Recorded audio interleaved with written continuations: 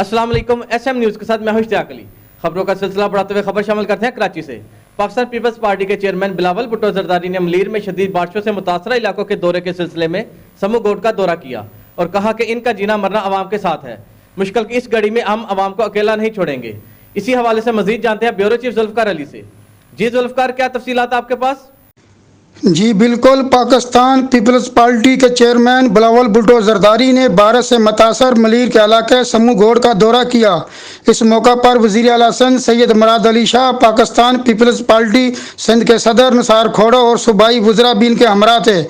मुतासरा इलाके के दौरे के बाद बिलावल भुट्टो जरदारी मलीर से मुंतखब पार्टी MPA राजा अब्दुल रज़ाक के घर पहुँचे, जहाँ इन्हें बारिश के बायस होने वाले नुकसान और हुकूमत की जानिब से मुतासरीन की इमदाद और इलाका की बहाली के हवाले से ब्रीफिंग दी गई।